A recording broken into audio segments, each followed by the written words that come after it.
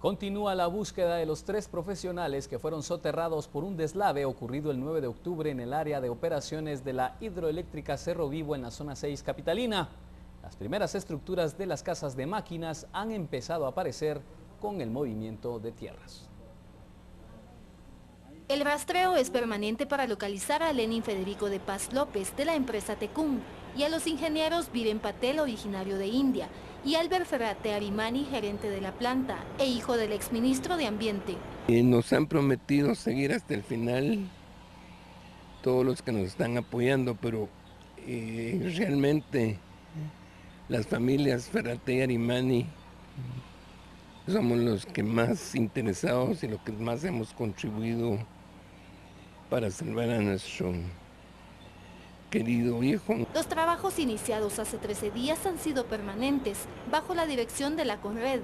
Por lo extenso del terreno para el rescate se han utilizado 14 máquinas, considerado el segundo deslizamiento más grande que se ha registrado en el país, después del de Los Chorros. Que ha habido espontaneidad, ha habido unidad, ha habido solidaridad, sensibilidad que se ha expresado en hechos. Ayer empezaron a aparecer las primeras estructuras de la casa de máquinas, donde se cree que se encontraba el ingeniero indio. Mientras tanto, el trabajo que se realiza es minucioso para rescatarlos. Mientras las familias se han unido en acción de gracias para pedirle a Dios que devuelva a los desaparecidos. Por una Guatemala en paz, Suseli Contreras y Rafael Ovalle. En el caso por genocidio, donde se buscaba la responsabilidad del ex jefe de facto José Efraín Ríos Montt en masacres ocurridas en la región Ixil, en Quiché, en los años 80, hoy las cosas parecían tomar otro rumbo. La Corte de Constitucionalidad confirmó una sentencia de una sala de amparo que podría dar amnistía al general Ríos Montt y así eliminar la persecución penal en su contra. En mayo pasado, un tribunal lo condenó a 80 años de prisión por los delitos de genocidio y delitos contra los deberes de la humanidad. Carolina Leverón nos tiene la actualización de esta información a esta hora. Carolina, buenas tardes. Adelante. Vamos contigo. Así es, William, como tú bien lo dices, la Corte de Constitucionalidad emitió una sentencia en la que ordena al juzgado primero de mayor riesgo a emitir una nueva resolución en la que fundamente y razone del por qué se rechazó la petición de amnistía hecha por la defensa, en la cual el juez Miguel Ángel Gálvez se basó en la ley de reconciliación y no en el decreto 886, el cual absuelve a exmilitares y exguerrilleros de los delitos que pudieron haber cometido durante la guerra.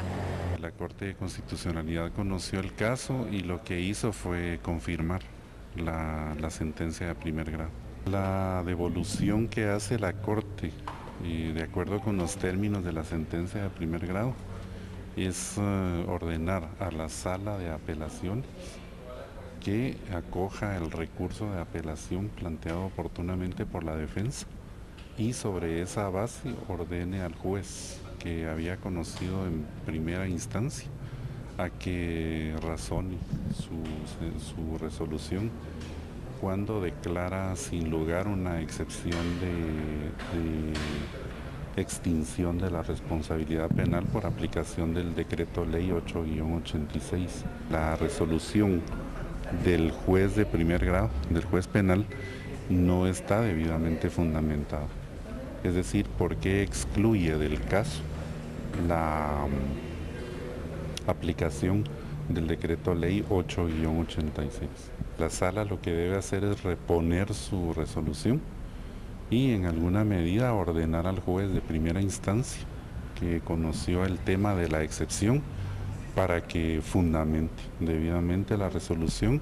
Luego de que la sentencia suba a la Secretaría General de la CC y se notifiquen a las partes, la jueza Carol Patricia Flores tendrá un plazo de 5 días para emitir esta nueva resolución basada en un análisis profundo. Mientras tanto, creyentes como Calde H y su grupo de abogados analizan el contenido de esta sentencia pese a que aún no ha sido notificada, pero qué efectos tendrá en el caso Ríos Montt. Por una Guatemala en paz, Carolina Leverón y Juan Carlos Pérez. De la Corte de Constitucionalidad vamos ahora al Congreso de la República, donde diferentes bancadas de diputados han reaccionado luego de conocer esta decisión de la Corte de Constitucionalidad. Respecto a este caso, del ex jefe de facto José Efraín Ríos Montt. Benkei Chin, adelante con tu informe. Así es, William, la decisión de la Corte de Constitucionalidad sobre el caso del ex general Efraín Ríos Montt ha suscitado reacciones encontradas en el Parlamento. Algunos parlamentarios expresan que esta era la decisión que en derecho correspondía, mientras otros lamentan que el estado de impunidad se mantenga. Los que estamos dentro del campo del derecho y al hacerle un análisis, encontrábamos que la ruta era precisamente esa. ¿Por qué? Porque la ley de amnistía fue dictada en su momento oportuno, llevaba un propósito, llevaba un fin y sin lugar a dudas tenía que aplicarse a la hora de que se le abriera el expediente que se abrió, en este caso específico al general Ríos Montt. Me parece a mí que la Corte de Constitucionalidad hizo lo que justamente en derecho corresponde. Que es ilegal anteponer una legislación ordinaria frente a un derecho constitucional en el país. Segundo, es ilegal y una aberración jurídica en la modernidad anteponer una norma ordinaria ante convenios internacionales. Guatemala no puede seguir viviendo ocultando la verdad. Y la verdad es que ocurrieron hechos muy dolorosos, muy dramáticos, que marcaron la vida de muchos guatemaltecos y destruyeron muchos hogares. Ya quisiera yo ver que a las personas que hoy están siendo sentenciadas les hubieran tocado un solo familiar, todavía estarían llevando a juicio a saber a cuántas personas. Mi reacción, nosotros somos parte de un organismo, que es el organismo legislativo. No tenemos nada que ver con el organismo judicial. La Constitución de la República dice que los organismos del Estado no son subordinados, son coordinados uno de otro. De tal manera que nosotros esperamos que los jueces fallen sobre los casos que les presenten y que lo hagan apegado a derecho. Los parlamentarios opinan que respetarán la decisión de la Corte de Constitucionalidad, pero esperan que los tribunales de justicia y otros casos no se vean afectados por esta decisión. Por una Guatemala en paz, Benkei Chin y Noé Medina. Diversas organizaciones y entidades se han pronunciado al respecto de este tema. Usted conocerá cada una de estas posturas en las siguientes emisiones de Noticiero Guatevisión a las 6 y 9 de la noche, como siempre, con mis compañeros presentadores. Ahora vamos a una pausa comercial y cuando volvamos les tendremos más información de su interés.